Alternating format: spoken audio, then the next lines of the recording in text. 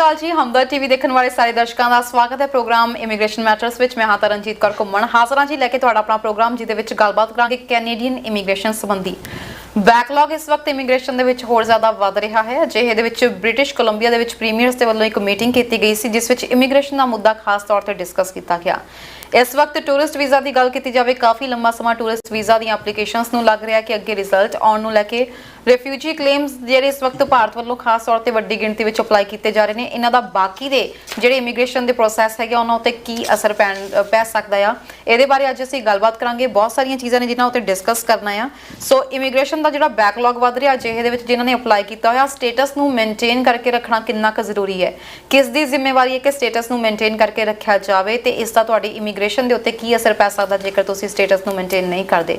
ਸੋ ਇਸ ਤੋਂ ਇਲਾਵਾ ਤੁਹਾਡਾ ਕੋਈ ਸਵਾਲ ਹੈ ਕੈਨੇਡੀਅਨ ਇਮੀਗ੍ਰੇਸ਼ਨ ਨੂੰ ਲੈ ਕੇ, ਸਾਨੂੰ ਅੱਜ ਦੇ ਲਾਈਵ ਪ੍ਰੋਗਰਾਮ ਵਿੱਚ ਕਾਲ ਕਰ ਸਕਦੇ ਹੋ। ਤੁਹਾਡੇ ਸਵਾਲਾਂ ਦੇ ਜਵਾਬ ਦੇਣ ਲਈ ਤੇ ਕੈਨੇਡੀਅਨ ਇਮੀਗ੍ਰੇਸ਼ਨ ਸੰਬੰਧੀ ਜਾਣਕਾਰੀ ਦੇਣ ਲਈ ਸਾਡੇ ਨਾਲ ਜੁੜ ਚੁੱਕੇ ਨੇ ਜੀ ICC ਇਮੀਗ੍ਰੇਸ਼ਨ ਤੋਂ ਮਿਸਟਰ ਮਨੂ ਦੱਤਾ। ਸਵਾਗਤ ਹੈ ਸਰ। ਤਰਨ ਜੀ, ਥੈਂਕ ਯੂ ਵੈਰੀ ਮਚ। ਸਭ ਤੋਂ ਪਹਿਲਾਂ ਤਾਂ ਤੁਹਾਨੂੰ ਤੇ ਸਾਰੇ ਹੀ ਵਿਊਅਰਸ ਨੂੰ ICC ਇਮੀਗ੍ਰੇਸ਼ਨ ਦੀ ਸਮੁੱਚੀ ਟੀਮ ਵੱਲੋਂ MD Manu Datta and RD Ripudaman Singh Dhillon ਵੱਲੋਂ ਸਤਿ ਸ਼੍ਰੀ ਅਕਾਲ, ਨਮਸਕਾਰ ਤੇ ਆਦਾਬ and thank you very much for having us on air. ਕੀ ਹਾਲ ਚਾਲ ਸਰ? ਆਲ ਗੁੱਡ ਤਰਨ ਜੀ, ਥੈਂਕ ਯੂ। ਕੱਲ ਮੈਨੂੰ ਇੱਕਦਮ ਇੱਕ ਅਲਰਟ ਆਇਆ ਨਿਊਜ਼ ਦਾ, ਤੇ ਉਹਦੇ ਵਿੱਚ ਲਿਖਿਆ ਹੋਇਆ ਸੀ, ਹਾਲਾਂਕਿ ਇੱਕ ਸੋਸ਼ਲ ਮੀਡੀਆ ਐਪ ਹੀ ਸੀ, ਸੋਸ਼ਲ ਮੀਡੀਆ ਗਰੁੱਪ ਦੇ ਵਿੱਚ ਉਹ ਦੇਖਦੀ ਪਈ ਸੀ, ਤਾਂ ਉਹਦੇ ਵਿੱਚ ਆਇਆ ਕਿ ਕੱਲ ਨੂੰ ਜਿਹੜਾ ਕੈਨੇਡਾ ਦਾ ਜਿਹੜਾ ਐਕਸਪ੍ਰੈਸ ਐਂਟਰੀ ਦਾ ਆ ਨੈਕਸਟ ਡਰਾ ਨਿਕਲੇਗਾ। ਅਰਾਊਂਡ 1500 ਐਪਲੀਕੇਸ਼ਨਸ ਦਾ ਇਨਵੀਟੇਸ਼ਨ ਦਿੱਤਾ ਜਾ ਸਕਦਾ ਆ, ਪਰ ਹਜੇ ਤੱਕ ਡਰਾ ਦਾ ਕੋਈ ਕਾਨੋ ਕਾਨ ਖਬਰ ਨਹੀਂ ਆਈ ਹੈਗੀ। ਕੀ ਡਰਾ ਨਿਕਲਣ ਵਾਲੀ ਅੱਜ ਹੈ ਕੋਈ ਇਸ ਤੋਂ ਬਾਅਦ ਚਾਂਸਸ? ਤਰਨ ਜੀ, ਅਸੀਂ ਐਂਟੀਸਪੇਟ ਕਰ ਰਹੇ ਸੀਗੇ ਕਿ ਕਿਉਂਕਿ ਲਾਸਟ ਡਰਾ 1500 ਐਪਲੀਕੇਸ਼ਨਸ ਦਾ ਗਿਆ ਸੀਗਾ ਤੇ ਐਕਸਪੈਕਟਡ ਸੀਗਾ ਕਿ 4500 ਐਪਲੀਕੇਸ਼ਨਸ ਜਾਣੀਆਂ ਚਾਹੀਦੀਆਂ ਸੀਗੀਆਂ। ਸੋ ਵੀ ਵਰ ਐਕਸਪੈਕਟਿੰਗ ਕਿ ਸੈਕੰਡ ਡਰਾ ਅੱਜ ਵੈਨਸਡੇ ਨੂੰ ਹੋਏਗਾ, ਬਟ ਮੈਨੂੰ ਲੱਗਦਾ ਕਿ ਹੁਣ ਅਗਲਾ ਡਰਾ ਹੀ ਵੱਡਾ ਹੋਏਗਾ। ਅਗਲੇ Wednesday we will have a bigger draw coming up. ਬਿਲਕੁਲ ਸਰ। ਤੇ ਡਰਾ ਦੇ ਨਾਲ ਥੋੜਾ ਜਿਹਾ ਆਪਾਂ ਬੈਕਲੌਗ ਦੀ ਗੱਲ ਕਰ ਲਈਏ। 2.7 ਮਿਲੀਅਨ ਐਪਲੀਕੇਸ਼ਨ ਦਾ ਬੈਕਲੌਗ ਹੋ ਚੁੱਕਿਆ ਵਾ।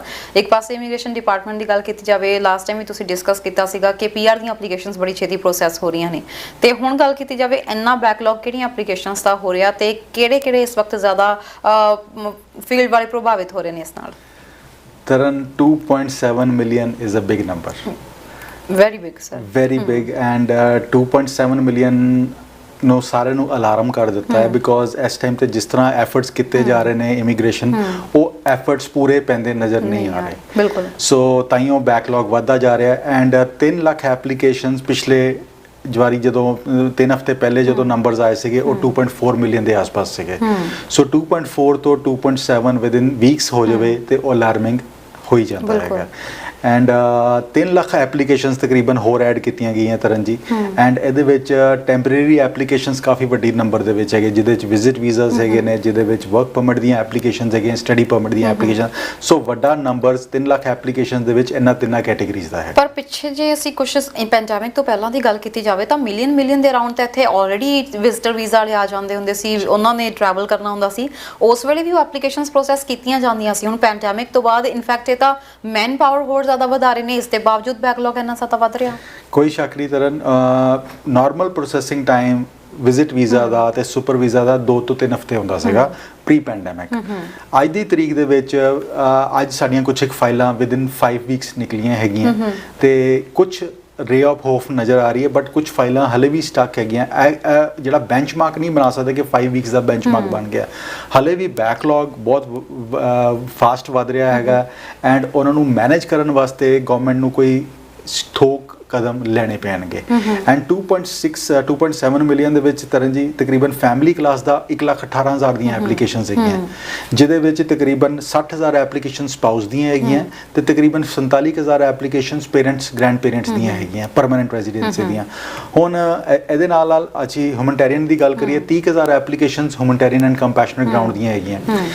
ਇਹ 2.7 ਦੇ ਵਿੱਚ ਰਿਫਿਊਜੀ ਤਕਰੀਬਨ 1,54,000 ਦੇ ਆਸ-ਪਾਸ ਐਪਲੀਕੇਸ਼ਨਸ ਰਿਫਿਊਜੀਜ਼ ਦੀਆਂ ਹੈਗੀਆਂ ਜੀ। ਉਸ ਤੋਂ ਬਾਅਦ ਕੈਨੇਡੀਅਨ ਐਕਸਪੀਰੀਅੰਸ ਕਲਾਸ ਦੀਆਂ ਤਕਰੀਬਨ 5,000 ਐਪਲੀਕੇਸ਼ਨਸ ਹੈਗੀਆਂ, ਸਕਿਲਡ ਵਰਕਰ ਦੀਆਂ ਤਕਰੀਬਨ 18,000 ਐਪਲੀਕੇਸ਼ਨ। ਸੋ ਤੁਹਾਨੂੰ ਯਾਦ ਹੋਏਗਾ ਕਿ ਸੈਪਟੈਂਬਰ ਦੇ ਵਿੱਚ ਜਦੋਂ ਫੈਡਰਲ ਸਕਿਲਡ ਵਰਕਰ ਦਾ ਫਿਗਰਸ ਆਈਆਂ ਸੀਗੀਆਂ ਤੇ ਉਦੋਂ ਨਜ਼ਰ ਆ ਰਿਹਾ ਸੀ 1,12,000 ਐਪਲੀਕੇਸ਼ਨ। ਸੋ ਉਹ ਘਟ ਕੇ ਤਕਰੀਬਨ ਇਸ ਟਾਈਮ 18,000 ਰਹਿ ਗਈਆਂ। PNP ਦੀਆਂ ਵੀ ਐਪਲੀਕੇਸ਼ਨ ਤਕਰੀਬਨ 27,000 ਹਾਲੇ ਐਪਲੀਕੇਸ਼ਨਸ ਪੈਂਡਿੰਗ ਹੈਗੀਆਂ। ਐਂਡ ਹੋਮ ਕੇਅਰ ਗਿਵਰਸ ਦਾ ਸਾਨੂੰ ਹਮੇਸ਼ਾ ਕੁਐਰੀਜ਼ ਆਉਂਦੀਆਂ ਹੈਗੀਆਂ ਰਾਈਟ। ਹੋਮ ਸਪੋਰਟ ਦੇ ਵਿੱਚ ਇਸ ਟਾਈਮ ਤੇ 7000 ਐਪਲੀਕੇਸ਼ਨਸ ਪੈਂਡਿੰਗ ਹੈਗੀਆਂ। 7000 ਤੇ ਹੋਮ ਚਾਈਲਡ ਕੇਅਰ ਦੇ ਵਿੱਚ ਤਕਰੀਬਨ 18000 ਐਪਲੀਕੇਸ਼ਨਸ ਪੈਂਡਿੰਗ ਹੈਗੀਆਂ। ਸੋ 18 + 7 ਇਜ਼ ਆਲਮੋਸਟ 25000। ਸੋ 25000 ਐਪਲੀਕੇਸ਼ਨ ਸਿਰਫ ਕੇਅਰ ਗਿਵਰਸ ਦੀਆਂ ਪੈਂਡਿੰਗ ਹੈਗੀਆਂ। ਤੁਸੀਂ ਆਪੇ ਹਿਸਾਬ ਲਗਾ ਕੇ ਦੇਖੋ ਕਿ 7500 ਐਪਲੀਕੇਸ਼ਨਸ ਹਰ ਸਾਲ 5500 ਦੇ ਆਸ-ਪਾਸ ਕੋਟਾ ਹੈਗਾ, ਕਿਉਂਕਿ 2750 ਐਪਲੀਕੇਸ਼ਨ 2750 2750। ਸੋ ਮਤਲਬ 4 ਸਾਲਾਂ ਦੇ ਵਿੱਚ ਹਲੇ ਐਪਲੀਕੇਸ਼ਨ ਉਸ ਤਰ੍ਹਾਂ ਮੂਵ ਹੀ ਨਹੀਂ ਹੋ ਪਾਈਆਂ। ਸੋ ਤਾਈਓ and 2022 the we applications add ਹੋ ਗਈਆਂ। ਸਭ ਤੋਂ ਵੱਡਾ ਇਸ ਵਕਤ ਜੇ ਗੱਲ ਕੀਤੀ ਜਾਵੇ, ਜਿਵੇਂ ਅਸੀਂ LMIA ਪ੍ਰੋਸੈਸ ਦੀ ਗੱਲ ਕਰਦੇ ਹਾਂ ਤਾਂ ਜਿਹੜੇ ਖਾਸ ਤੌਰ ਤੇ ਫੋਰਨ ਵਰਕਰਸ ਨੂੰ ਬੁਲਾਉਣਾ ਆ, ਉਹਦੇ ਲਈ ਹੁਣ ਜਦੋਂ ਐਡ ਦਿੱਤੀ ਜਾਂਦੀ ਹੈ, ਉਸ ਵਕਤ ਜਦੋਂ ਕਾਮੇ ਦੀ ਜ਼ਰੂਰਤ ਹੁਣ ਹੈਗੀ ਹੈ ਤਾਂ ਉਹਦਾ ਸਾਲ ਤੱਕ ਵੇਟਿੰਗ ਪੀਰੀਅਡ ਚੱਲ ਰਿਹਾ ਵਾ। ਉਸ ਤੋਂ ਬਾਅਦ ਜਿਹੜਾ ਉਸ ਚੀਜ਼ ਦਾ ਖਾਮਿਆਜ਼ਾ ਜਿਹੜਾ EMPLOYERS ਨੂੰ ਭੁਗਤਣਾ ਪੈ ਰਿਹਾ।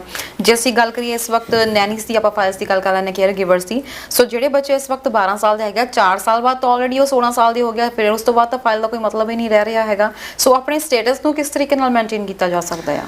ਤਰਨ, ਤੁਹਾਡੇ ਕੰਸਰਨ ਜਿਹੜੇ ਤੁਸੀਂ ਦੱਸ ਰਹੇ ਹੋ ਉਹ ਐਬਸੋਲੂਟਲੀ ਜੈਨੂਇਨ ਕੰਸਰਨਸ ਹੈਗੇ ਨੇ, ਐਂਡ ਜਿੰਨੇ ਵੀ ਐਪਲੀਕੈਂਟਸ ਹੈਗੇ ਨੇ ਉਹ ਵੀ ਇਸ ਟਾਈਮ ਤੇ ਦੁਵਿਧਾ ਦੇ ਵਿੱਚ ਹੈਗੇ ਨੇ ਕਿਤੇ ਫਾਈਲਾਂ ਕੈਂਸਲ ਹੀ ਨਾ ਹੋ ਜਾਣ, ਕਿਉਂਕਿ ਤੁਹਾਨੂੰ ਯਾਦ ਹੋਵੇਗਾ 2008-9 ਦੇ ਵਿੱਚ ਇਹੋ ਜਿਹੀਆਂ ਸਾਰੀਆਂ ਫਾਈਲਾਂ 10 ਦੇ ਵਿੱਚ ਰੱਦ ਹੋ ਗਈਆਂ ਸੀਗੀਆਂ। ਸੋ ਉਹ ਵੀ ਇੱਕ ਬੈਕ ਆਫ ਮਾਈਂਡ ਦੇ ਵਿੱਚ ਐਪਲੀਕੈਂਟਸ ਦੇ ਚੱਲਦਾ ਪਿਆ, ਕਿਤੇ ਉਹੋ ਜਿਹੀ ਸਿਚੁਏਸ਼ਨ ਸਰਕਮਸਟੈਂਸਿਸ ਦੁਬਾਰਾ ਹੀ ਨਾ ਆ ਜਾਣ। ਐਂਡ ਤੁਸੀਂ ਐਬਸੋਲੂਟਲੀ ਟਾਈਮ ਦੇ ਨਾਲ ਹਾਲਾਤ ਐਂਡ ਸਰਕਮਸਟੈਂਸਿਸ ਚੇਂਜ ਹੋ ਜਾਂਦੇ ਨੇ। ਐਂਡ ਇੱਕ ਹੋਰ ਜਿਹੜੀ TR to PR ਹੈ, 51000 ਐਪਲੀਕੇਸ਼ਨ ਉਹਦੇ ਵਿੱਚ ਵੀ ਪੈਂਡਿੰਗ ਹੈਗੀਆਂ। ਜਿਹੜੀ ਲਾਸਟ ਈਅਰ ਤਕਰੀਬਨ 85000 ਲਿੱਤੀਆਂ ਗਈਆਂ ਸੀ ਤੇ ਇਸ ਸਾਲ ਦਾ ਕੋਟਾ 40000 ਤੇ ਅਗਲੇ ਸਾਲ ਦਾ 30000 ਰੱਖਿਆ ਗਿਆ ਸੀ। ਤਾਂ ਇਸ ਸਾਲ ਦੇ ਵਿੱਚ 30000 ਐਪਲੀਕੇਸ਼ਨਸ ਉਸ ਕੋਟੇ ਦੇ ਵਿੱਚੋਂ ਫਾਰਗ ਕਰ ਦਿੱਤੀਆਂ ਗਈਆਂ। ਤਕਰੀਬਨ 11000 ਐਪਲੀਕੇਸ਼ਨਸ ਬਚੀਆਂ ਹੈਗੀਆਂ। ਸੋ ਆਲਮੋਸਟ 29,000 ਐਪਲੀਕੇਸ਼ਨਸ ਇਸ ਸਾਲ ਦੇ ਵਿੱਚ TR to PR ਦੇ ਵਿੱਚ ਨਿਕਲੀਆਂ ਹੈਗੀਆਂ। ਅਜੇ ਪੇਰੈਂਟਸ ਦੀਆਂ ਐਪਲੀਕੇਸ਼ਨਸ ਦੀ ਡਰਾ ਦੀ ਅਜੇ ਵੇਟ ਕੀਤੀ ਜਾ ਰਹੀ ਹੈ ਕਿ ਉਹ ਕਦੋਂ ਨਿਕਲੇਗਾ। ਸਰਕਾਰ ਇਹ ਕਿਉਂ ਨਹੀਂ ਸੋਚ ਰਹੀ ਹੈਗੀ ਕਿ ਜੇਕਰ ਮੈਨ ਪਾਵਰ ਅਜੇ ਨਹੀਂ ਹੈਗੀ, ਜਿਸ ਤਰੀਕੇ ਨਾਲ ਡਰਾ ਕੱਢੇ ਜਾ ਰਹੇ ਨੇ, ਜਾਂ PNP ਦੀ ਵੀ ਮੈਂ ਗੱਲ ਕਰਾਂ, ਉਦੋਂ ਬੈਟਰ ਹੈ ਕਿ ਜਿਹੜੇ ਇਸ ਵਕਤ ਆਲਰੇਡੀ ਪੈਂਡਿੰਗ ਮਾਮਲੇ ਹੈਗੇ ਇਹਨਾਂ ਦੇ ਵੱਲ ਧਿਆਨ ਦਿੱਤਾ ਜਾਵੇ। ਜਿਵੇਂ ਪਹਿਲਾਂ ਵੀ ਐਕਸਪ੍ਰੈਸ ਐਂਟਰੀ ਦਾ ਕਿੰਨੇ ਸਮੇਂ ਤੱਕ ਕੋਈ ਡਰਾ ਨਹੀਂ ਨਿਕਲਿਆ ਹੈਗਾ, ਇਹਦੀ ਜਗ੍ਹਾ ਤੇ ਜਿਹੜੇ ਕੈਨੇਡੀਅਨ ਐਕਸਪੀਰੀਅੰਸ ਕਲਾਸ ਵਾਲੇ ਸੀਗੇ ਉਹਨਾਂ ਨੂੰ ਤਰਜੀਹ ਦਿੱਤੀ ਗਈ ਹੈ ਕਿ ਇੱਥੋਂ ਦੇ EMPLOYERS ਨੂੰ ਵੀ ਨਾਲ ਦੀ ਨਾਲ ਜਿਹੜਾ EMPLOYE ਮਿਲ ਸਕਣ। ਸੋ ਅਜਿਹੇ ਦੇ ਵਿੱਚ ਇਹਨਾਂ ਚੀਜ਼ਾਂ ਵੱਲ ਧਿਆਨ ਕਿਉਂ ਨਹੀਂ ਦਿੱਤਾ ਜਾ ਰਿਹਾ ਹੈਗਾ, ਰੈਦਰ ਦੈਨ ਕਿ ਤੁਸੀਂ ਨਵੇਂ ਡਰਾ ਕੱਢ ਰਹੇ ਹੋ? ਤਰਨ, ਇੱਕ ਰੀਸੈਂਟ ਜਿਹੜੀ ਕਾਨਫਰੰਸ ਚੱਲ ਰਹੀ ਸੀਗੀ BC ਦੇ ਵਿੱਚ, ਉਹਦੇ ਵਿੱਚ ਸਾਰੇ ਪ੍ਰੀਮੀਅਰਸ ਤੇ immigration ministers and immigration department ਦੇ ਆਲਾ ਅਫਸਰ ਦੇ ਵਰ ਆਲ ਪ੍ਰੈਜ਼ੈਂਟ ਦੇਅਰ। ਸੋ ਉੱਥੇ ਵੀ ਆ ਕੰਸਰਨਸ ਰੇਜ਼ ਕੀਤੇ ਗਏ, ਬਿਕੋਜ਼ ਅੱਜ ਦੀ ਸ਼ਾਰਟੇजेस ਪ੍ਰੋਵਿੰਸਸ ਅੱਜ ਫੇਸ ਕਰ ਰਹੇ ਨੇ, EMPLOYERS ਅੱਜ ਫੇਸ ਕਰ ਰਹੇ ਨੇ। ਐਂਡ ਤੁਹਾਨੂੰ ਇੱਕ ਚੀਜ਼ ਆਪਾਂ ਜੇ ਥੋੜਾ ਕੋਰਿਲੇਟ ਕਰੀਏ ਨਾ ਤਰਨ, 3 ਲੱਖ ਐਪਲੀਕੇਸ਼ਨਸ ਨਵੀਆਂ ਗਈਆਂ ਹੈਗੀਆਂ, ਵਿਜ਼ਿਟਰ ਦੀਆਂ, ਵਰਕ ਪਰਮਿਟ ਦੀਆਂ ਐਂਡ ਸਟੂਡੈਂਟ ਦੀਆਂ। ਇਹਦੇ ਵਿੱਚ ਵੱਡਾ ਨੰਬਰਸ ਵਿਜ਼ਿਟਰਸ ਦਾ ਹੈਗਾ। ਐਂਡ ਇਸ ਟਾਈਮ ਪਬਲਿਕ ਪਾਲਿਸੀ ਚੱਲ ਰਹੀ ਹੈਗੀ ਹੈ, ਐਂਡ ਅਨਐਮਪਲੋਇਮੈਂਟ ਰੇਟ ਇਸ ਟਾਈਮ ਮਿਨੀਮਮ ਤੇ ਬੈਠਾ। So everybody wants to take advantage ਕਿ ਮੈਂ ਕੈਨੇਡਾ ਆ ਕੇ, ਅਦਰਵਾਈਜ਼ ਮੇਰੀ ਚਾਂਸ ਨਹੀਂ ਬਣਦਾ ਐਕਸਪ੍ਰੈਸ ਐਂਟਰੀ ਦੇ ਵਿੱਚ, ਮੈਂ ਵਾਈਟ ਕਾਲਰ ਦੇ ਵਿੱਚ ਕੁਆਲੀਫਾਈ ਨਹੀਂ ਹੋ ਸਕਦਾ। ਤਾਂ ਹਰ ਇੱਕ ਨੂੰ ਲੱਗਦਾ ਪਿਆ ਆ ਕਿ ਮੈਂ ਵਿਜ਼ਟਰ ਲੈ ਕੇ ਪਹੁੰਚ ਜਾਵਾਂ, ਮੈਨੂੰ LMIA ਮਿਲ ਗਿਆ ਤੇ ਮੈਂ ਕੈਨੇਡਾ ਦੇ ਵਿੱਚ PNP ਦੇ ਥਰੂ ਪੱਕੇ ਹੋ ਜਾਊਂਗਾ। ਸੋ ਉਹ ਵੀ ਇੱਕ ਰੀਜ਼ਨ ਹੋ ਸਕਦਾ ਆ ਕਿ ਇੰਨੀ ਵੱਡੀ ਤਾਦਾਦ ਦੇ ਵਿੱਚ ਐਪਲੀਕੇਸ਼ਨਸ ਲੱਗ ਰਹੀਆਂ, ਇੰਨਾ ਵੱਡਾ ਬੈਕਲੌਗ ਵੱਧ ਰਿਹਾ ਹੈਗਾ। So that could B one reason. But advantage ਉਹੀ ਲੈ ਸਕੇਗਾ ਜਿਹੜਾ 28 ਫਰਵਰੀ ਤੋਂ ਪਹਿਲਾਂ 2023 ਤੋਂ ਪਹਿਲਾਂ ਆ ਕੇ ਆਪਣੇ ਵਰਕ ਪਰਮਿਟ ਦੀ ਐਪਲੀਕੇਸ਼ਨ ਲਗਾ ਦੇਗਾ। ਤੇ ਇਹਦੇ ਨਾਲ ਹੀ ਸਰ ਜਿਹੜੇ ਖਾਸ ਤੌਰ ਤੇ ਸਟੂਡੈਂਟਸ ਨੇ ਹੁਣ ਜਿਨ੍ਹਾਂ ਨੇ ਸੈਪਟੈਂਬਰ ਬੈਚ ਦੇ ਲਈ ਇਨਟੇਕ ਦੇ ਲਈ ਆਪਣੀਆਂ ਫਾਈਲਸ ਲਗਾਈਆਂ ਹੋਈਆਂ ਨੇ, 4-4 ਮਹੀਨੇ ਹੋ ਗਏ ਨੇ, ਉਹਨਾਂ ਦਾ ਕੋਈ ਰਿਜ਼ਲਟ ਨਹੀਂ ਆ ਰਿਹਾ। STS ਸਟਰੀਮ ਦੇ ਵਿੱਚ ਬਾਕੀ ਕੰਟਰੀਜ਼ ਨੂੰ ਵਿੱਚ ਲੈ ਕੇ ਆਉਣਾ, ਕਿ ਇਹਦਾ ਵੀ ਅਸਰ ਕਿਤੇ ਨਾ ਕਿਤੇ ਜਿਹੜੇ ਇੰਡੀਅਨ ਸਟੂਡੈਂਟਸ ਨੇ, ਅਸੀਂ ਦੇਖ ਰਹੇ ਹਾਂ ਕਿ ਇਸ ਵਕਤ ਸਟੂਡੈਂਟ ਵੀਜ਼ਾ ਵੀ ਇਸ ਵਕਤ ਕਾਫੀ ਡਿਕਲਾਈਨ ਹੋ ਰਿਹਾ ਵਾ, ਇਹਦਾ ਰੀਜ਼ਨ ਕਿਤੇ ਇਹ ਵੀ ਹੋ ਸਕਦਾ ਆ? ਤਰਨ, ਦੇਰ ਕੁਡ ਬੀ ਮਲਟੀਪਲ ਰੀਜ਼ਨ। ਤੁਹਾਡੀ ਆ ਗੱਲ ਵੀ ਠੀਕ ਹੋ ਸਕਦੀ ਹੈ, ਬਟ ਇਸ ਟਾਈਮ ਤੇ ਇੰਡੀਆ ਤੋਂ ਬੜੀ ਵੱਡੀ ਤਾਦਾਦ ਦੇ ਵਿੱਚ student, India is number 1 source country. ਕੱਲੇ ਸਟੂਡੈਂਟਸ ਦੇ ਵਿੱਚ ਨਹੀਂ, ਅਸੀਂ ਹਰ ਕੈਟੇਗਰੀ ਨੂੰ ਪਿਕ ਕਰ ਲਈ, ਅਸੀਂ ਲੇਬਰ ਨੂੰ ਪਿਕ ਕਰ ਲਈ, ਅਸੀਂ ਵਰਕ ਪਰਮਿਟਸ ਨੂੰ ਪਿਕ ਕਰ ਲਈ, ਅਸੀਂ ਵਿਜ਼ਟਰਸ ਨੂੰ ਲੈ ਲਈਏ, ਅਸੀਂ ਬਿਜ਼ਨਸ ਵੀਜ਼ਾਸ ਨੂੰ ਲੈ ਲਈਏ, ਹਰ ਚੀਜ਼, ਹਰ ਕੈਟੇਗਰੀ ਦੇ ਵਿੱਚ ਇੰਡੀਆ ਇਸ ਟਾਈਮ ਤੇ, ਈਵਨ ਐਕਸਪ੍ਰੈਸ ਐਂਟਰੀ ਦੀ ਗੱਲ ਕਰ ਲਈਏ, maximum number of Indians are coming into this. So ਜਦੋਂ ਇੰਨੇ ਕੁ ਲੋਕੀ ਅਪਲਾਈ ਕਰ ਰਹੇ ਹੋਣ, 2.25 ਲੱਖ ਵੀਜ਼ਾ ਹਲੇ ਵੀ ਇਸ਼ੂ ਕੀਤਾ ਜਾ ਰਿਹਾ ਹੋਵੇ ਇੰਡੀਆ ਤੋਂ, ਤੇ ਇਟਸ ਅ ਬਿਗ ਨੰਬਰ। ਸੋ ਜੇ 2 ਮਿਲੀਅਨ ਸਟੂਡੈਂਟਸ ਅਪਲਾਈ ਕਰਨਗੇ, ਕੋਟਾ ਤੇ ਉੱਥੇ ਕੀ ਹੈਗਾ? ਚੀਜ਼ਾਂ ਤੇ ਉੱਥੇ ਕੀ ਹੈਗੀਆਂ। ਸੋ ਐਪਲੀਕੇਸ਼ਨਸ ਦਾ ਨੰਬਰ ਜਿਹੜੀ ਆ ਇਨਟੇਕ ਹੈਗੀ ਆ ਉਹ ਵਧਿਆ ਹੋਇਆ ਇਸ ਟਾਈਮ ਤੇ। ਹਰ ਬੰਦੇ ਨੂੰ ਕੈਨੇਡਾ ਡੈਸਟੀਨੇਸ਼ਨ ਆਫ ਚੋਇਸ ਨਜ਼ਰ ਆ ਰਿਹਾ। ਸੋ ਹਰ ਆਦਮੀ ਇਸ ਪ੍ਰੋਗਰਾਮ ਦਾ ਫਾਇਦਾ ਚੱਕਣਾ ਚਾਹੁੰਦਾ, ਜਿਹਦੇ ਕਰਕੇ ਆ ਬੈਕਲੌਗ ਵੱਧਦਾ ਜਾ ਰਿਹਾ ਹੈਗਾ। ਜਿਸ ਤਰੀਕੇ ਨਾਲ ਬੈਕਲੌਗ ਵੱਧ ਰਿਹਾ ਹੈ, ਜਿਸ ਤਰੀਕੇ ਨਾਲ ਐਪਲੀਕੇਸ਼ਨਸ ਵਿੱਚ ਲਗਾਤਾਰ ਵਾਧਾ ਹੋ ਰਿਹਾ, ਕਿ ਆਉਣ ਵਾਲੇ ਸਮੇਂ ਦੇ ਵਿੱਚ ਇਮੀਗ੍ਰੇਸ਼ਨ ਦੇ ਵਿੱਚ ਕੋਈ ਤਬਦੀਲੀ ਦੇਖਣ ਨੂੰ ਮਿਲ ਸਕਦੀ ਹੈ, ਇਸ ਦਾ ਅਸਰ ਪੈ ਸਕਦਾ ਹੈ? You never know Tarn, time will tell, but government ਨੂੰ ਕੋਈ ਰੈਮੀਡੀਰੀਅਲ ਮੇਜਰਸ ਜ਼ਰੂਰ ਲੈਣੇ ਪੈਣਗੇ ਐਂਡ ਛੇਤੀ ਲੈਣੇ ਪੈਣਗੇ।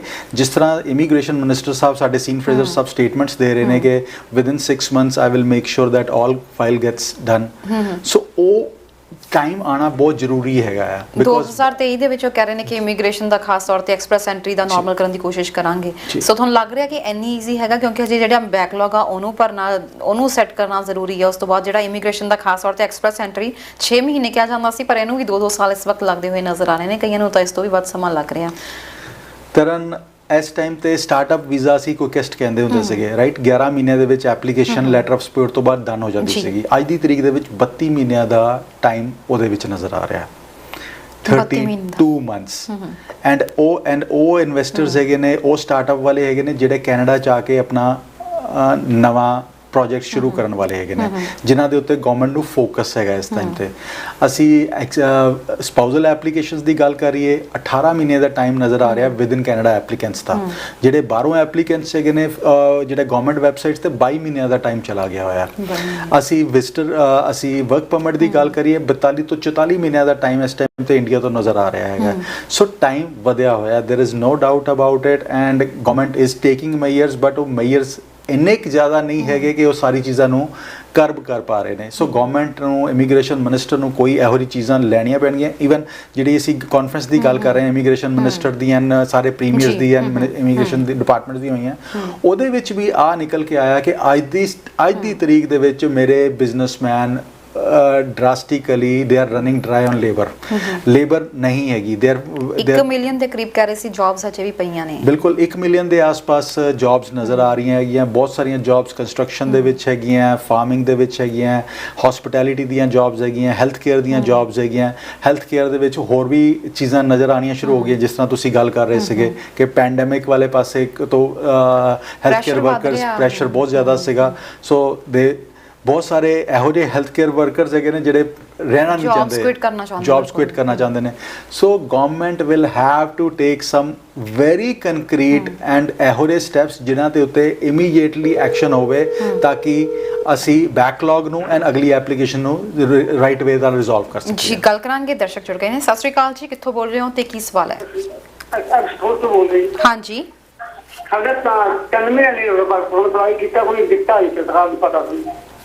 ਤੁਸੀਂ ਕੈਨੇਡਾ ਦੇ ਵਿੱਚੋਂ ਕੀਤਾ ਸੀ ਜਾਂ ਬਾਹਰੋਂ ਕੈਨੇਡਾ ਤੋਂ?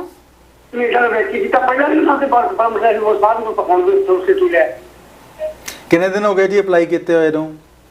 ਹੋ ਗਏ 4 ਮਹੀਨੇ। ਹਾਂਜੀ ਠੀਕ ਹੈ ਜੀ, 157 ਦਿਨ ਦਾ। ਠੀਕ ਹੈ ਜੀ, ਤੁਸੀਂ ਟੀਵੀ ਸਕਰੀਨ ਦੇ ਆਨਸਰ ਸੁਣ ਸਕਦੇ ਹੋ ਜੀ। ਥੈਂਕ ਯੂ ਸੋ ਮਚ ਕਾਲ ਕਰਨ ਲਈ। ਜੀ ਸਰ। ਤਰਨ ਇਸ ਟਾਈਮ ਤੇ ਤਕਰੀਬਨ 157 ਤੋਂ 165 ਦਿਨ ਦਾ ਟਾਈਮ ਹੈਗਾ ਆ with in Canada work permit ਲੱਗ ਕੇ ਆਉਣ ਦਾ। ਸੋ ਉਹ ਟਾਈਮ ਹੈਗਾ ਜੀ। ਤੁਹਾਡਾ ਜੇ 3 ਮਹੀਨਿਆਂ ਦਾ ਟਾਈਮ ਹੋਇਆ, ਤੁਹਾਡਾ ਤਕਰੀਬਨ 90 ਡੇਜ਼ 80 ਡੇਜ਼ ਹੋਏ ਨੇ ਤਕਰੀਬਨ। ਸੋ ਹਾਲੇ ਤੁਹਾਡਾ ਤਕਰੀਬਨ 2-2.5 ਮਹੀਨੇ ਹੋਰ ਬਾਕੀ ਹੈ ਕਿਨੇ। ਬਿਲਕੁਲ ਸਰ। ਤੇ ਆਪਾਂ ਜਿਵੇਂ ਗੱਲ ਕਰ ਸੀ ਮੈਡੀਕਲ ਖੇਤਰ ਦੇ ਵਿੱਚ ਵੀ ਕਿ ਕਾਫੀ ਜੌਬਸ ਕੁਇਟ ਹੋਣੀਆਂ ਸ਼ੁਰੂ ਹੋ ਚੁੱਕੀਆਂ ਨੇ। ਇਹਦਾ ਅਸਰ ਆਉਣ ਵਾਲੇ ਸਮੇਂ ਵਿੱਚ ਉਹਨਾਂ ਲਈ ਪੈਸਾ ਦਾ, ਜਿਹੜੇ ਇੱਥੇ ਮੈਡੀਕਲ ਪ੍ਰੋਫੈਸ਼ਨਲਸ ਆਏ ਹੋਏ ਨੇ, ਉਹਨਾਂ ਦੀਆਂ ਜਿਹੜੀਆਂ ਕ੍ਰੈਡੈਂਸ਼ੀਅਲਸ ਨੇ ਉਹਨਾਂ ਨੂੰ ਥੋੜੀ ਜਿਹੀ ਮਾਨਤਾ ਦਿੱਤੀ ਜਾ ਸਕਦੀ ਹੈ? ਇਹਦੇ ਤੇ ਵੀ ਗੱਲ ਹੋ ਰਹੀ ਸੀ ਤਰਨ, ਤੁਹਾਨੂੰ ਯਾਦ ਹੋਵੇਗਾ ਕੁਝ ਮਹੀਨੇ ਪਹਿਲੇ ਇਹਦੇ ਤੇ ਬੜੀ ਸੀਰੀਅਸਲੀ ਗੱਲ ਇਲੈਕਸ਼ਨਸ ਵੇਲੇ ਤਾਂ ਖਾਸ ਤੌਰ ਤੇ ਐਂਡ ਉਸ ਟਾਈਮ ਤੇ ਇਹੀ ਕਿਹਾ ਜਾ ਰਿਹਾ ਸੀਗਾ ਕਿ ਗਵਰਨਮੈਂਟ ਨੂੰ, ਬਿਕੋਜ਼ ਹੈਲਥ ਕੇਅਰ ਇੱਕ ਇਹੋ ਜਿਹੀ ਚੀਜ਼ ਹੈਗੀ ਜਿਹੜੀ ਹਰ ਇੱਕ ਨੂੰ ਇੰਪੈਕਟ ਕਰਦਾ ਹੈਗਾ। ਬਿਕੋਜ਼ ਕੋਈ ਬਿਮਾਰ ਹੋਇਆ, ਕੋਈ ਐਕਸੀਡੈਂਟ ਹੋਇਆ, ਕੋਈ ਕਿਸੇ ਦੀ ਸਰਜਰੀ ਹੈਗੀ ਹੈ ਡਿਊ ਤੇ, ਹੈਲਥ ਕੇਅਰ ਦੇ ਵਿੱਚ ਵੇਟਿੰਗ ਹਰ ਇੱਕ ਨੂੰ ਡਿਸਟਰਬ ਕਰਦੀ ਹੈਗੀ ਹੈ ਐਂਡ ਗਵਰਨਮੈਂਟ ਨੂੰ ਵੀ ਡਿਸਟਰਬ ਕਰਦੀ ਹੈ। ਐਸੇ ਕਰਕੇ ਗਵਰਨਮੈਂਟ ਸਟੈਪਸ ਵੀ ਲੈ ਰਹੀ ਸੀਗੀ, ਬਟ ਅਨਫੋਰਚੂਨੇਟਲੀ ਇਸ ਟਾਈਮ ਤੇ ਡਾਕਟਰਸ ਵੀ ਕੁਇਟ ਕਰ ਰਹੇ ਨੇ ਐਂਡ ਖਾਸ ਕਰ ਰਿਮੋਟ ਏਰੀਆਜ਼ ਦੇ ਵਿੱਚ, ਰਿਮੋਟ ਪ੍ਰੋਵਿੰਸਿਸ ਦੇ ਵਿੱਚ, and even health care workers ਵੀ they want to take it easy because pandemic ਦੇ during ਦੇ ਵਿੱਚ they have gone through lot of stress. ਬਿਲਕੁਲ। So yes, ਕੋਈ ਨਾ ਕੋਈ ਚੀਜ਼ਾਂ ਕੋਈ ਨਾ ਕੋਈ ਮੇਜਰਸ ਬੜੇ ਜਲਦੀ ਅਨਾਉਂਸ ਹੋਣਗੇ, ਬਟ ਐਜ਼ ਆਫ ਟੁਡੇ ਕੋਈ ਚੀਜ਼ ਨਜ਼ਰ ਨਹੀਂ ਆ ਰਹੀ। ਤੁਸੀਂ ਕਿਹਾ ਕਿ ਇਮੀਗ੍ਰੇਸ਼ਨ ਦੇ ਖੇਤਰ ਵਿੱਚ ਇੰਡੀਆ ਵੀ ਇੱਕ ਬਹੁਤ ਵੱਡਾ ਜਿਹੜਾ ਸੋਰਸ ਹੈਗਾ, ਚਾਹੇ ਸਟੂਡੈਂਟ ਵੀਜ਼ਾ ਹੋਵੇ ਚਾਹੇ ਵੱਖ-ਵੱਖ ਵੀਜ਼ਾ। ਹੁਣ ਇੱਕ ਹੋਰ ਵੀਜ਼ਾ ਹੈ ਜਿਹਦੇ ਬਾਰੇ ਆਪਾਂ ਗੱਲ ਕਰ ਲਈਏ, ਰੈਫਿਊਜੀ। ਸੋ ਇਸ ਵਕਤ ਜਿਹੜੇ 2021 ਦੇ ਅੰਕੜੇ ਸ਼ੋ ਹੋਏ ਨੇ ਉਹਦੇ ਵਿੱਚ ਇਹ ਦਿਖਾਇਆ ਗਿਆ ਹੈ ਕਿ 2021 ਦੇ ਵਿੱਚ ਇਸ ਵਕਤ ਜੇਕਰ ਸਭ ਤੋਂ ਵੱਧ ਕਿਸੇ ਕੰਟਰੀ ਤੋਂ ਪੈਂਡਿੰਗ ਮਾਮਲੇ ਹੈਗੇ ਨੇ 11,000 ਦੇ ਕਰੀਬ ਤੋਂ ਇੰਡੀਆ ਤੋਂ ਨੇ ਸਭ ਤੋਂ ਜ਼ਿਆਦਾ। ਸੈਕਿੰਡ ਨੰਬਰ ਤੇ ਸਭ ਤੋਂ ਜ਼ਿਆਦਾ ਇੰਡੀਅਨਸ ਨੇ ਜਿਹੜਾ ਰੈਫਿਊਜੀ ਦੇ ਲਈ ਉਹਨਾਂ ਨੇ ਸਟੇਟਸ ਲਈ ਅਪਲਾਈ ਕੀਤਾ ਵਾ, ਜਿਹੜਾ 2600 ਦੇ ਅਰਾਊਂਡ ਸਮਥਿੰਗ 2600 ਪਲੱਸ ਉਹਨਾਂ ਦਾ ਨੰਬਰ ਹੈਗਾ ਟੋਟਲ ਨੰਬਰ। ਸਭ ਤੋਂ ਵੱਧ ਮੈਕਸੀਕੋ ਨੇ ਕੀਤਾ ਜਿਹੜਾ 3100 ਦੇ ਅਰਾਊਂਡ ਹੈ। ਸੋ ਇਸ ਵਕਤ ਜਿਸ ਤਰੀਕੇ ਨਾਲ ਰੈਫਿਊਜੀ ਦੇ ਵੱਲ ਇਸ ਵਕਤ ਸਾਡੇ ਲੋਕ ਹੋਏ ਨੇ, ਇਹਦਾ ਬਾਕੀ ਵੀਜ਼ਾ ਦੇ ਉੱਤੇ ਕੋਈ ਅਸਰ ਪੈ ਸਕਦਾ ਆ? ਤਰਨ ਇਸ ਟਾਈਮ ਤੇ ਤਕਰੀਬਨ 1,54,000 ਫਾਈਲਾਂ ਰਿਫਿਊਜੀਜ਼ ਦੀਆਂ ਪੈਂਡਿੰਗ ਹੈਗੀਆਂ। ਸੋ ਉਹਦੇ ਵਿੱਚ 11,000 ਐਪਲੀਕੇਸ਼ਨਸ ਇੰਡੀਆ ਤੋਂ ਹੈਗੀਆਂ, ਸਿਰਫ 2021 ਦੀਆਂ, ਸਿਰਫ 2021। ਹਾਂਜੀ, ਨਹੀਂ ਮਤਲਬ 1,54,000 ਟੋਟਲ ਹੈਗੀਆਂ ਤੇ ਉਹਦੇ ਵਿੱਚ ਨੰਬਰ ਜ਼ਿਆਦਾ ਹੋਣਗੇ, ਬਟ 11,000 ਤੁਸੀਂ 21 ਦੀ ਦੱਸ ਰਹੇ ਹੋ ਤੇ ਜਿਹਦੇ ਵਿੱਚ 2600 ਐਪਲੀਕੇਸ਼ਨਸ ਅਪਲਾਈ ਕੀਤੀਆਂ ਨਵੀਆਂ। ਉਸ ਟਾਈਮ ਤੇ ਤੁਹਾਨੂੰ ਯਾਦ ਹੈ ਕਿਸਾਨੀ ਅੰਦੋਲਨ ਚੱਲ ਰਿਹਾ ਸੀਗਾ, ਅਨਰੈਸਟ ਚੱਲ ਰਹੀ ਸੀ, ਬਹੁਤ ਸਾਰੇ ਲੋਕਾਂ ਨੇ ਆ ਕੇ ਉਹਦਾ ਬੈਨੀਫਿਟ ਲੈਣ ਦੀ ਕੋਸ਼ਿਸ਼ ਵੀ ਕੀਤੀ ਹੈ। ਸੋ ਜਿਹੜੇ ਤੇ ਜੈਨੂਇਨ ਹੋਣਗੇ ਉਹਨਾਂ ਦੀ ਐਪਲੀਕੇਸ਼ਨਸ ਥਰੂ ਹੋ ਜਾਣਗੀਆਂ, ਬਾਕੀ ਹੋ ਸਕਦਾ ਕਿ ਟਾਈਮ ਬਾਏ ਕਰਨ ਦੀ ਕੋਸ਼ਿਸ਼ ਕੀਤੀ ਹੋਵੇ। ਤੇ ਮੈਂ ਇੱਕ ਚੀਜ਼ ਜ਼ਰੂਰ ਕਹੂੰਗਾ ਕਿ ਹਰ ਇੱਕ ਐਪਲੀਕੈਂਟ ਨੂੰ ਆ ਕੇ ਰਿਫਿਊਜੀ ਵਾਲਾ ਪਾਸਾ ਸੋਚਣਾ ਨਹੀਂ ਚਾਹੀਦਾ, ਬਿਕੋਜ਼ ਹੋਰ ਬੜੇ ਲੌਜੀਕਲ ਐਂਡ ਲੈਜੀਟੀਮੇਟ ਵੇਜ਼ ਹੋ ਸਕਦੇ ਨੇ। ਕੱਲਾ ਤੁਸੀਂ ਰਿਫਿਊਜੀ ਸੋਚ ਕੇ ਬਹਿ ਜਾਓ, ਫੈਮਿਲੀ ਤੁਹਾਡੀ ਬੈਕ ਹੋਮ ਹੋਵੇ, ਤੁਸੀਂ ਇੱਥੇ 3-4 ਸਾਲ ਖੱਜਲ ਹੋਈ ਜਾਓ ਕੱਲੇ। ਮੈਂ ਇਹੋ ਜਿਹੇ ਵੀ ਕੇਸ ਦੇਖੇ ਨੇ ਜਿੱਥੇ 12 ਤੋਂ 18 ਸਾਲ ਵੀ ਮੈਂ ਐਪਲੀਕੈਂਟਸ ਨੂੰ ਦੇਖਿਆ ਕਿ ਇੱਥੇ ਹੀ ਰਹਿ ਗਏ ਐਂਡ ਕੇਸ ਲੱਗੇ ਹੋਏ ਨੇ। ਕੇਸ ਤੋਂ ਬਾਅਦ ਰਿਫਿਊਜੀ ਅਪੀਲਾਂ ਅੱਗੇ ਚੱਲੀ ਜਾਂਦਾ ਹੈਗਾ ਤੇ ਪਹਿਲੇ ਤਾਂ ਟਾਈਮ ਵੀ ਜ਼ਿਆਦਾ ਲੱਗ ਰਿਹਾ ਸੀਗਾ, ਹੁਣ ਤਾਂ ਟਾਈਮ ਰਿਲੇਟਿਵਲੀ ਜਲਦੀ ਐਪਲੀਕੇਸ਼ਨ ਰਿਜ਼ੋਲਵ ਹੋ ਜਾਂਦੀਆਂ ਹੈਗੀਆਂ। ਸੋ ਉਹਦੇ ਕਰਕੇ ਉਹਨਾਂ ਦੇ ਬੱਚੇ ਵੀ ਵੱਡੇ ਹੋ ਗਏ, ਫੈਮਿਲੀ ਦੇ ਵਿੱਚ ਜਿਹੜੇ ਪੇਰੈਂਟਸ ਨੂੰ ਛੱਡ ਕੇ ਆਏ ਸੀ ਪੇਰੈਂਟਸ ਵੀ ਨਹੀਂ ਰਹੇ। ਸੋ ਇਹੋ ਜਿਹੇ ਕੇਸ ਕਰਨ ਦਾ ਕੀ ਫਾਇਦਾ ਕਿ ਨਾ ਤੁਸੀਂ ਉਹਨਾਂ ਦੇ ਦੁੱਖ ਸੁੱਖ ਦੇ ਵਿੱਚ ਸ਼ਾਮਲ ਤੁਸੀਂ ਹੋ ਸਕੋ, ਨਾ ਹੋ ਸਕਣ। ਸੋ ਉਹ ਚੀਜ਼ਾਂ ਕਰੋ ਜਿਹੜੀ ਲੌਜੀਕਲੀ ਤੁਹਾਡੇ ਵਾਸਤੇ। ਕੈਨੇਡਾ ਦੇ ਵਿੱਚ ਅੱਜ ਦੀ ਤਰੀਕ ਦੇ ਵਿੱਚ ਤਾਂ PR ਵੈਸੇ ਹੀ ਬੜੀ ਸੌਖੀ ਹੋਈ ਹੈ ਦਰਨ, ਤੇ ਰਿਫਿਊਜੀ ਕਾਹਦੇ ਵਾਸਤੇ ਅਪਲਾਈ ਕਰਨਾ ਹੈ? ਵਰਕ ਪਰਮਿਟ ਲੈ ਕੇ PNP ਦੇ ਥਰੂ ਤੁਸੀਂ ਆਪਣੀ PR ਲੈ ਸਕਦੇ ਹੋ। ਤੁਸੀਂ ਗਲਤ ਰਸਤੇ ਜਾਣਾ ਵੀ ਕਿਉਂ ਹੈਗਾ? ਹਾਂ, ਜਿਹੜਾ ਕੋਈ ਇਹੋ ਜਿਹਾ ਕੰਸਰਨ ਹੈਗਾ ਜਿਹੜਾ ਲੌਜੀਕਲੀ ਐਂਡ ਜਿਹਦੇ ਕੋਲ ਸਾਰੇ ਪ੍ਰੂਫਸ ਹੈਗੇ ਨੇ ਕਿ ਘਰ ਦੇ ਵਿੱਚ ਉਹਨੂੰ ਬੈਕ ਹੋਮ ਦੇ ਵਿੱਚ ਟੌਰਚਰ ਕੀਤਾ ਗਿਆ ਜਾਂ ਉਹਦੀ ਜਾਨ ਤੇ ਖਤਰਾ ਹੈਗਾ ਜਾਂ ਮਾਲ ਤੇ ਖਤਰਾ ਹੈਗਾ, ਉਹਨੂੰ ਕਰਨਾ ਚਾਹੀਦਾ ਹੈ। ਬਟ ਬਹੁਤ ਸਾਰੇ ਲੋਕੀ ਇਹਨੂੰ ਗਲਤ ਵੀ ਯੂਜ਼ ਕਰਦੇ ਨੇ। ਸੋ ਜਿਹੜੇ ਵੀ ਗਲਤ ਯੂਜ਼ ਕਰਨ ਵਾਲੇ ਨੇ, look for other options rather then this. And ਇਹੋ ਜਿਹੇ ਗਲਤ ਲੋਕਾਂ ਕਰਕੇ ਹੀ ਕਈ ਵਾਰੀ ਸਿਸਟਮਸ ਕਲੌਗ ਹੋ ਜਾਂਦੇ ਨੇ ਕਿ ਪ੍ਰੋਸੈਸਿੰਗ ਟਾਈਮ ਇੰਨਾ ਵੱਧ ਜਾਂਦਾ ਹੈ। ਆਮ ਤੌਰ ਤੇ ਜਿਵੇਂ ਤੁਸੀਂ ਗੱਲ ਕਰਦੇ ਹੋ ਪਿੱਛੋਂ ਕਈ ਵਾਰੀ ਏਜੰਟਸ ਇਹ ਟੈਕਨੀਕਸ ਦੱਸਦੇ ਆ ਕਿ ਤੁਸੀਂ ਜੇ ਉੱਥੇ ਆ ਕੇ ਸਟੱਡੀ ਨਹੀਂ ਕਰਨੀ, ਸਿਰਫ 2 ਮਹੀਨਾ ਸਟੱਡੀ ਕਰੋ ਇੱਕ ਵਾਰੀ ਤੇ ਉਸ ਤੋਂ ਬਾਅਦ ਤੁਸੀਂ ਉੱਥੇ ਆ ਕੇ ਰਿਫਿਊਜੀ ਅਪਲਾਈ ਕਰ ਸਕਦੇ ਹੋ, ਆਊਟ ਆਫ ਸਟੇਟਸ ਨਹੀਂ ਹੋਵੋਗੇ ਤੁਸੀਂ। ਜਾਂ ਕਈ ਵਾਰੀ ਕਿਹਾ ਜਾਂਦਾ ਕਿ ਤੁਸੀਂ ਵਿਜ਼ਟਰ ਵੀਜ਼ਾ ਇੱਕ ਵਾਰੀ ਅਪਲਾਈ ਕਰ ਲਓ, ਉੱਥੇ ਜਾ ਕੇ ਤੁਸੀਂ ਰਿਫਿਊਜੀ ਜਿਹੜਾ ਆ ਉਹ ਅਪਲਾਈ ਕਰ ਦਿਓ, ਤੁਹਾਨੂੰ ਸਮਾਂ ਦੇ ਦਿੱਤਾ ਜਾਏਗਾ, ਮਿਲ ਜਾਏਗਾ। ਸੋ ਇਹ ਜਿਹੀਆਂ ਚੀਜ਼ਾਂ ਬਿਨਾਂ ਇੱਥੇ ਕੰਸਲਟੈਂਟਸ ਦੇ ਨਾਲ ਉਸੇ ਵਾਰੀ ਕੰਸਲਟ ਕੀਤੇ, ਕਿਉਂਕਿ ਕਈ ਵਾਰੀ ਇੱਦਾਂ ਹੁੰਦਾ ਕਿ ਇੱਥੇ ਤੁਸੀਂ ਟੂਰਿਸਟ ਵੀਜ਼ਾ ਤੇ ਪਹੁੰਚ ਵੀ ਗਏ ਹੋ ਜਾਂ ਵਿਜ਼ਟਰ ਵੀਜ਼ਾ ਤੇ, ਹੁਣ ਤਾਂ ਵੈਸੇ ਹੀ ਉਰੇ ਇਸ ਵਕਤ ਜਿਹੜੀ ਆ ਪਬਲਿਕ ਪਾਲਿਸੀ ਚੱਲਦੀ ਪਈ ਆ ਉਸ ਦਾ ਫਾਇਦਾ ਲਿਆ ਜਾ ਸਕਦਾ ਆ। ਪਰ ਇਸ ਦੇ ਬਾਵਜੂਦ ਜਿਹੜਾ ਹਰ ਕੋਈ ਰਿਫਿਊਜੀ ਵੱਲ ਜਾ ਰਿਹਾ ਵਾ, ਇਹ ਥੋੜਾ ਜਿਹਾ ਜ਼ਿਆਦਾ ਚਿੰਤਾ ਦਾ ਵਿਸ਼ਾ ਨਹੀਂ ਹੈਗਾ? ਬਿਲਕੁਲ ਹੈਗਾ ਤਰਨ, ਐਂਡ ਇਹੋ ਜਿਹੇ ਲੋਕੀ ਹੀ ਸਿਸਟਮ ਨੂੰ ਕਲੌਗ ਕਰਦੇ ਨੇ ਜੀ। ਤੇ ਮੈਂ ਜ਼ਰੂਰ ਕਹੂੰਗਾ ਜੀ, ਕੈਨੇਡਾ ਇੱਕ ਬੜਾ ਇਹੋ ਜਿਹਾ ਮੁਲਕ ਹੈਗਾ ਜਿਹਦੇ ਵਿੱਚ ਅਸੀਂ ਰਿਫਿਊਜੀਜ਼ ਨੂੰ ਵੈਲਕਮ ਕਰਦੇ ਹੈਗੇ ਆ। ਐਂਡ UN ਦੇ ਥਰੂ ਵੀ ਸਾਡੇ ਕੋਲ ਕਨਵੈਨਸ਼ਨ ਰਿਫਿਊਜੀਜ਼ ਆਉਂਦੇ ਨੇ ਕੈਨੇਡਾ ਦੇ ਵਿੱਚ, ਐਂਡ ਤਕਰੀਬਨ 48,000 ਐਪਲੀਕੇਸ਼ਨਸ ਇਹੋ ਜਿਹੀਆਂ ਹੁੰਦੀਆਂ ਜਿਹੜੀਆਂ ਇਸ ਸੈਕਟਰ ਦੇ ਵਿੱਚ ਹਰ ਸਾਲ ਪ੍ਰੋਸੈਸ ਵੀ ਹੁੰਦੀਆਂ ਹੈਗੀਆਂ। ਸੋ ਬਟ ਤੁਸੀਂ ਸਿਸਟਮ ਵੀ ਕਲੌਗ ਕਰਦੇ ਹੋ। ਜਿਹੜਾ ਅੱਜ ਦੀ ਤਰੀਕ ਦੇ ਵਿੱਚ ਲੌਜੀਕਲ ਰੀਜ਼ਨਸ ਹੈਗੇ ਨੇ, ਲੌਜੀਕਲ ਪ੍ਰੋਗਰਾਮਸ ਹੈਗੇ ਨੇ, ਬੈਸਟ ਪਾਲਿਸੀ, ਮੈਂ ਹਮੇਸ਼ਾ ਕਹਿੰਦਾ ਕਿ ਆ ਬੈਸਟ ਟਾਈਮ ਚੱਲ ਰਿਹਾ for anybody to come to Canada and get permanent residency. Because ਤੁਸੀਂ ਆ ਕੇ ਈਵਨ ਬੇਸਿਕ ਵਰਕ ਪਰਮਿਟ ਮਿਲਦਾ ਹੈ, ਉਹ ਲੈ ਕੇ ਤੁਸੀਂ ਕੰਮ ਕਰੋ, ਸਾਲ ਬਾਅਦ PNP ਦੇ ਥਰੂ ਕੁਆਲੀਫਾਈ ਕਰ ਜਾਓ। ਨਾ ਤੇ ਤੁਹਾਨੂੰ ਹਾਈ ਆਈਲੈਟਸ ਸਕੋਰ ਦੀ ਲੋੜ ਹੈਗੀ ਹੈ, ਨਾ ਹੀ ਤੁਹਾਨੂੰ ਹਾਇਰ ਐਜੂਕੇਸ਼ਨ ਦੀ ਲੋੜ ਹੈਗੀ ਹੈ। ਮਿਨੀਮਮ ਗ੍ਰੇਡ 12 ਦੀ ਰਿਕੁਆਇਰਮੈਂਟ ਹੈ, 4 ਬੈਂਡ ਦੀ ਰਿਕੁਆਇਰਮੈਂਟ ਹੈ, 1 ਸਾਲ ਦਾ ਕੈਨੇਡੀਅਨ ਐਕਸਪੀਰੀਅੰਸ, ਉਹ ਤਾਂ ਤੁਹਾਨੂੰ ਪਤਾ ਵੀ ਨਹੀਂ ਚੱਲਦਾ ਕਦੋਂ ਹੋ ਜਾਂਦਾ ਆ। ਸੋ ਉਹਦੇ ਨਾਲ ਤੁਸੀਂ ਲੌਜੀਕਲੀ ਆਪਣੀ ਫੈਮਿਲੀ ਨੂੰ ਛੇਤੀ ਬੁਲਾ ਸਕਦੇ ਹੋ। ਰਿਫਿਊਜੀ ਲਗਾ ਕੇ ਤੁਸੀਂ 4-6-5 ਸਾਲ ਪਹਿਲੇ ਆਪਣੀ ਕੇਸ ਦੇ ਉੱਤੇ ਲਗਾਏ, ਉਸ ਤੋਂ ਬਾਅਦ ਫੈਮਿਲੀ ਨੂੰ ਬੁਲਾਉਣ ਵਾਸਤੇ ਅੱਗੇ 3-4 ਸਾਲ ਹੋਰ ਲਗਾਏ, 8 ਤੋਂ 9 ਸਾਲ ਦਾ ਅਰਸਾ। ਐਂਡ ਅੱਜ ਦੀ ਤਰੀਕ ਦੇ ਅੱਜ ਦੇ ਟਾਈਮ ਦੇ ਵਿੱਚ ਇਹੋ ਜਿਹੇ ਡਿਫਰੈਂਸਿਸ ਐਂਡ ਜਿਹੜੇ ਹਾਲਾਤ ਇੰਡੀਆ ਦੇ ਵਿੱਚ ਚੱਲ ਰਹੇ ਨੇ, ਤੁਹਾਡੇ ਬੱਚੇ ਬਹੁਤ ਬਾਹਰ ਹੋ ਜਾਂਦੇ ਨੇ। ਸੋ ਇਹੋ ਜਿਹੀ ਚੀਜ਼ਾਂ ਕਰੋ ਜਿਹੜੀਆਂ ਤੁਹਾਡੇ ਵਾਸਤੇ ਛੇਤੀ ਵਰਕਆਊਟ ਹੋਣ ਐਂਡ ਜਿਹਦੇ ਵਿੱਚ ਤੁਹਾਡੀ ਫੈਮਿਲੀ ਛੇਤੀ ਤੋਂ ਛੇਤੀ ਤੁਹਾਡੇ ਨਾਲ ਜੁਆਇਨ ਹੋ ਸਕੇ। ਬਿਲਕੁਲ ਸਰ, ਤੇ ਥੋੜਾ ਜਿਹਾ ਆਪਾਂ ਸਟੂਡੈਂਟਸ ਦੀ ਵੀ ਗੱਲ ਕਰ ਲਈ ਜਿਹੜੇ ਸਟੱਡੀ ਵੀਜ਼ਾ ਤੇ ਇਸ ਵਕਤ ਆ ਰਹੇ ਨੇ, ਤੇ ਕਿਹੜੇ ਦਾ ਇਸ ਵਕਤ ਇਨਟੇਕ ਦੇ ਲਈ ਐਡਮਿਸ਼ਨ ਸਟਾਰਟ ਹੋ ਰਹੀਆਂ ਨੇ? ਤਰਨ ਜੀ ਇਸ ਟਾਈਮ ਤੇ ਜਨਵਰੀ ਐਂਡ ਮਈ ਦੀਆਂ ਐਡਮਿਸ਼ਨਸ ਚੱਲ ਰਹੀਆਂ ਜੀ ਐਂਡ ਸੈਪਟੈਂਬਰ ਦੀਆਂ ਤੇ ਫਾਈਲਾਂ ਹੁਣ ਆਲਮੋਸਟ ਖਤਮ ਹੋਣ ਵਾਲੀਆਂ ਹੈਗੀਆਂ। ਵੀਜ਼ਾਸ ਜਿਨ੍ਹਾਂ ਦੇ ਲੱਗੇ ਹੋਏ ਸੀਗੇ ਆਈ ਥਿੰਕ ਅਗਲੇ 3 ਤੋਂ 4 ਹਫ਼ਤਿਆਂ ਦੇ ਵਿੱਚ we will have decisions on most of the files and ਉਸ ਤੋਂ ਬਾਅਦ ਜਨਵਰੀ ਐਂਡ ਫਿਰ ਮਈ। ਸਰ ਇਸ ਵਕਤ ਕਿਹੜੀਆਂ ਫਾਈਲਸ ਨੂੰ ਤਰਜੀਹ ਦਿੱਤੀ ਜਾ ਰਹੀ ਹੈ, ਜਾਂ ਕਿਹੜੀਆਂ ਫਾਈਲਸ ਜੇਕਰ ਕੋਈ ਇਸ ਵਕਤ ਜਿਵੇਂ ਆਪਾਂ ਗੱਲ ਕਰ ਲਈਏ ਕਿ ਲਗਾਏ ਹੋਏ ਆ, ਸਭ ਨੇ ਆਪਣੇ ਮੈਟਰਸ ਲਗਾਏ ਹੋਏ ਨੇ, ਕੇਸਿਸ ਲਗਾਏ ਹੋਏ ਨੇ, ਕਿਹੜੀਆਂ ਫਾਈਲਸ ਨੂੰ ਥੋੜੀ ਜਿਹੀ ਪ੍ਰਾਇੋਰਟੀ ਦਿੱਤੀ ਮੈਂ ਜਾਂਦੀ ਕੁਝ ਵੀ ਕਿਹਾ ਤੇ ਤਰਨ ਨੇ ਫਿਰ 2.7 ਮਿਲੀਅਨ ਦੇ ਬੈਕਲੌਗ ਦੇ ਉੱਤੇ ਆ ਜਾਣਾ। ਨਹੀਂ, ਮੈਂ ਬੈਕਲੌਗ ਦੀ ਨਹੀਂ ਗੱਲ ਕਰੀ, ਵੈਸੇ ਜੇਕਰ ਕੋਈ ਆਉਣਾ ਚਾਹੁੰਦਾ ਹੈ ਤਾਂ ਕਿਸ ਬੇਸ ਤੇ ਆ ਸਕਦਾ ਹੈ, ਕਿੱਥੇ ਥੋੜਾ ਛੇਤੀ ਰਿਜ਼ਲਟ ਦੇਖਣ ਨੂੰ ਮਿਲ ਰਿਹਾ? ਤਰਨ ਅੱਜ ਦੀ ਤਰੀਕ ਦੇ ਵਿੱਚ SINP ਦੇ ਵਿੱਚ ਰਿਜ਼ਲਟਸ ਬਹੁਤ ਅਮੇਜ਼ਿੰਗ ਹੈਗੇ ਨੇ। ਸੈਸਕੈਚੁਅਨ ਇਮੀਗ੍ਰੇਸ਼ਨ ਨੋਮੀਨੀ ਦੇ ਵਿੱਚ ਬਹੁਤ ਫਾਸਟ ਰਿਜ਼ਲਟਸ ਹੈਗੇ ਨੇ। ਸੈਸਕੈਚੁਅਨ ਤਕਰੀਬਨ ਜੇ EMPLOYER ਕੋਈ ਹੈਗਾ ਜਿਹੜਾ ਜੌਬ ਆਫਰ ਦੇ ਥਰੂ ਜਾਂ ਫੈਮਿਲੀ ਜੇ ਤੁਹਾਡੀ ਹੈਗੀ ਹੈ ਤੇ within 3 to 4 weeks PNP certificate issue ਕਰ ਦਿੰਦਾ ਹੈਗਾ। ਸੋ ਇਸ ਤੋਂ ਫਾਸਟ ਮੈਂ ਕੋਈ ਪ੍ਰੋਵਿੰਸ ਅੱਜ ਦੀ ਤਰੀਕ ਦੇ ਵਿੱਚ ਕੰਮ ਕਰਦਾ ਹੋਇਆ ਨਹੀਂ ਦੇਖਿਆ। ਨੋਵਾ ਸਕੋਸ਼ੀਆ, ਨਿਊ ਬ੍ਰੰਸਵਿਕ ਦੇ ਵਿੱਚ ਅੱਜ ਦੀ ਤਰੀਕ ਦੇ ਵਿੱਚ ਵੀ 3 ਤੋਂ 4 ਮਹੀਨਿਆਂ ਦਾ ਟਾਈਮ ਚੱਲ ਰਿਹਾ ਹੈ, but Saskatchewan is the quickest and the fastest province as of today। Business ਜਾਂ ਫਿਰ ਇਨਵੈਸਟਮੈਂਟ ਦੇ ਬੇਸ ਤੇ ਦੇਖਿਆ ਜਾਵੇ ਤਾਂ ਕਿੰਨਾ ਕੁ ਸਮਾਂ ਲੱਗ ਰਿਹਾ, ਤੇ ਕਿਹੜੀ ਪ੍ਰੋਵਿੰਸ ਇਸ ਲਈ ਬੈਟਰ ਹੋ ਸਕਦੀ ਹੈ ਕਿ ਅੱਗੇ ਆਉਣ ਵਾਲੇ ਸਮੇਂ ਦੇ ਵਿੱਚ ਤੁਸੀਂ PR ਵੀ ਈਜ਼ੀਲੀ ਹਾਸਲ ਕਰ ਸਕੋ? ਤਰਨ ਜਿੰਨੇ ਵੀ ਸਾਨੂੰ ਬਿਜ਼ਨਸਮੈਨ ਸੁਣ ਰਹੇ ਨੇ ਜਾਂ ਦੇਖ ਰਹੇ ਨੇ ਐਂਡ ਜੇ ਉਹ ਆਪਣੀ ਆਪਸ਼ਨਸ ਦੇਖਣਾ ਚਾਹੁੰਦੇ ਨੇ, ਅਸੀਂ ਹਮੇਸ਼ਾ ਕਹਿੰਦੇ ਆ ਕਿ ਆਪਣੇ ਪ੍ਰੋਫਾਈਲ ਪਹਿਲੇ ਸਾਡੇ ਨਾਲ ਸ਼ੇਅਰ ਕਰੋ, ਆਪਣੀ ਪ੍ਰੋਫਿਟ ਐਂਡ ਲਾਸ ਸਟੇਟਮੈਂਟ ਸਾਡੇ ਨਾਲ ਸ਼ੇਅਰ ਕਰੋ, ਕੀ ਬਿਜ਼ਨਸ ਕਰਦੇ ਪਏ ਹੋ ਉਹ ਸ਼ੇਅਰ ਕਰੋ, ਇੱਥੇ ਆ ਕੇ ਕੀ ਕਰਨਾ ਚਾਹੁੰਦੇ ਹੋ, ਉਸ ਹਿਸਾਬ ਦੇ ਨਾਲ ਅਸੀਂ ਤੁਹਾਨੂੰ ਬੈਸਟ ਪ੍ਰੋਗਰਾਮ ਸਾਊਟ ਆਊਟ ਕਰਕੇ ਦਿੰਦੇ ਆ। ਬਿਕੋਜ਼ ਬਿਜ਼ਨਸਮੈਨ ਵਾਸਤੇ startup visa is one option, intra company transfer ਜਿਹਦੇ ਵਿੱਚ ਉੱਥੋਂ ਹੀ ਬੈਕ ਹੋਮ ਤੋਂ ਵੀਜ਼ਾ ਲੈ ਕੇ ਆਉਂਦੇ ਹੋ ਉਹ ਸੈਕੰਡ ਆਪਸ਼ਨ ਹੈਗੀ ਹੈ। ਤੀਸਰੀ ਆਪਸ਼ਨ ਹੋ ਗਈ ਓਨਰ ਆਪਰੇਟਰ, ਜਿੱਥੇ ਕੈਨੇਡਾ ਦੇ ਵਿੱਚ ਆ ਕੇ ਕੋਈ ਬਿਜ਼ਨਸ ਬਾਏ ਕੀਤਾ ਉਹਨੂੰ ਰਨ ਕਰਨ ਵਾਸਤੇ ਤੁਸੀਂ ਵਰਕ ਪਰਮਿਟ ਅਪਲਾਈ ਕਰ ਲਿਆ।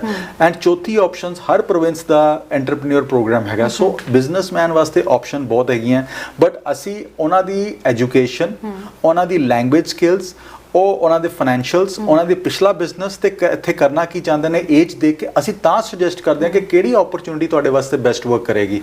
ਐਂਡ ਤੁਹਾਡੀ PR ਕਈ ਵਾਰੀ ਹੁੰਦਾ ਕਿ ਕੁਝ ਐਪਲੀਕੈਂਟਸ ਆਉਂਦੇ ਨੇ ਅਸੀਂ ਤੇ ਓਨਟਾਰੀਓ ਦੇ ਵਿੱਚ ਰਹਿਣਾ, GTA ਦੇ ਵਿੱਚ ਹੀ ਬਿਜ਼ਨਸ ਬਾਏ ਕਰਨਾ।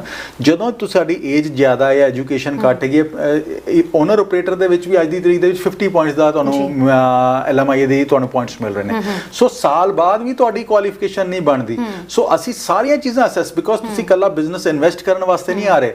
ਜਦੋਂ ਵੀ ਕੋਈ ਬਿਜ਼ਨਸਮੈਨ ਮੂਵ ਹੁੰਦਾ ਆ ਉਹਦੀ ਇੰਟੈਂਸ਼ਨ ਹੁੰਦੀ ਕਿ ਮੈਂ ਆਪਣੀ ਫੈਮਿਲੀ ਤੇ ਆਪਣੇ ਵਾਸਤੇ ਸਕੂਨ ਲੈ ਲਵਾਂ, ਬਿਲਕੁਲ ਕੈਨੇਡਾ ਆ ਕੇ ਇਨਵੈਸਟ ਕਰਾਂ, ਬੈਸਟ এনवायरमेंट ਰੱਖਾਂ, ਬੱਚਿਆਂ ਨੂੰ ਬੈਸਟ ਐਜੂਕੇਸ਼ਨ ਦਵਾਂ, ਬਟ ਮੇਰੀ PR ਵਿਦ ਫੈਮਿਲੀ ਹੋਣੀ ਚਾਹੀਦੀ ਹੈ।